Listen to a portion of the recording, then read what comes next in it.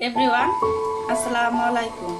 আজ আপনাদের মাঝে নিয়ে এসেছি ঘরোয়া পদ্ধতিতে কিভাবে ছানার পায়েস তৈরি করা যায়। প্রথমে একটা পাত্রে 1 লিটার দুধ নিয়েছি। এখন চুলায় বসিয়ে এভাবে কিছুক্ষণ নাড়িয়ে নিয়ে বলক আসা পর্যন্ত অপেক্ষা করব। বলক এসে গেছে। এখন ওর মাঝে 2 টেবিল চামচ লেবুর রস দিয়ে দেব। আপনারা চাইলে ভিনেগারও দিতে পারেন। এখন ছানা করার জন্য দুধটা ভালো করে এভাবে কিছুক্ষণ নাড়িয়ে নেব। এভাবে অনবরত কিছুক্ষণ নাড়তে হবে যাতে বড় বড় দানা না হয়, দানাগুলো ছোট ছোট থাকে। এখন আমার ছানাগুলো হয়ে গেছে। এরকম হয়ে গেলে চুলা থেকে নামিয়ে নেবেন। এখন একটা চাকা দিয়ে ছানাগুলো সেঁকে নিব। আপনারা চাইলে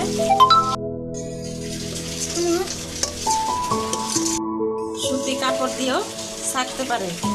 এখন এই গরম গরম অবস্থায় ঠান্ডা পানি দিয়ে ধুয়ে নেব। এখন ঠান্ডা পানি দিয়ে ধুয়ে নেব। এটা গরম অবস্থায় করতে হবে হয়ে না যায়। গরম অবস্থায় এভাবে ধুয়ে পরিষ্কার করে নিতে হবে যাতে শক্ত হয়ে না যায়।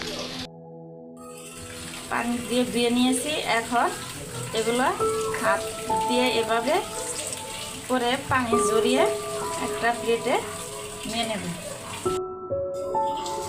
গরম গরম অবস্থায় এভাবে ছানাগুলো হাত দিয়ে মথে নেব যাতে এটা শক্ত না হয়ে যায়।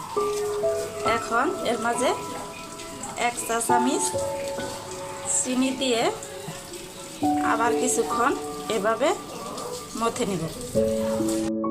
আমার এগুলো কীরকম সুন্দর হয়েছে। এখন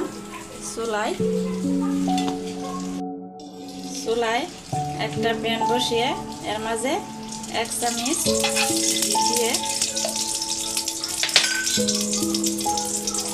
কয়েকটা বাদাম কুচি দিয়ে কিছুক্ষণ ভেজে নেব।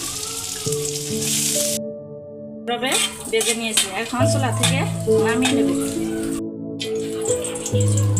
বাদাম নামিয়ে নিয়েছি। এখন ওই ছানাগুলো এর মধ্যে দিয়ে কিছুক্ষণ এভাবে ভেজে নেব। ভাজার কারণ হলো যাতে ছানাগুলোর মধ্যে পানি না লেগে থাকে। আমার ছানাগুলো এখন শুকিয়ে গেছে। এখন চুলা থেকে নামিয়ে নেব।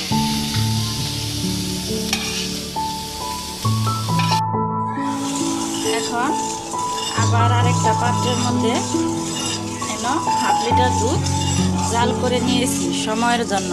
এখন ওর মাঝে পরিমাপ মতো চিনি দেব। এখানে বেশি চিনি দিলে টেস্টটা ভালো হবে না, এর জন্য আমি এখানে 1/2 কাপ চিনি দিয়ে দিচ্ছি। এখন ওর মাঝে কয়েকটা সাদা এলাচ দিয়ে দেব।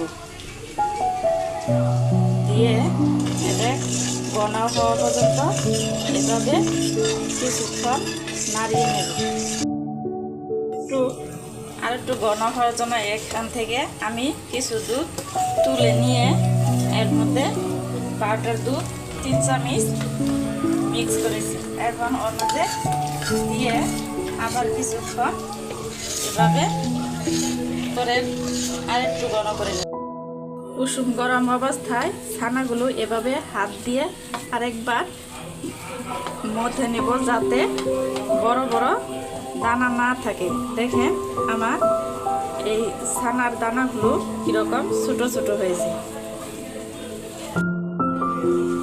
মথা শেষ হয়ে গেছে। এখন আমার দুধটা অনেকটা ঘন হয়ে গেছে। এখন ওই দুধের মাঝে ছানাগুলো দিয়ে দেব। ছানাগুলো দেওয়া হয়ে গেছে। এখন এটা এইভাবে ভালো করে নাড়িয়ে নিয়ে আর কিছুক্ষণ রান্না করে নেব। এই যে এরকম হলে এখন চুলা থেকে নামিয়ে নেব। চুলা থেকে নামিয়ে নিয়েছি। এখন আগে থেকে বাদামগুলো যে ভেজে রেখেছিলাম এখন ওর উপরে এভাবে দিয়ে দেব। আমার ভিডিওটা যদি আপনাদের ভালো লেগে থাকে তাহলে লাইক, কমেন্ট, শেয়ার এবং সাবস্ক্রাইব করে দিবেন।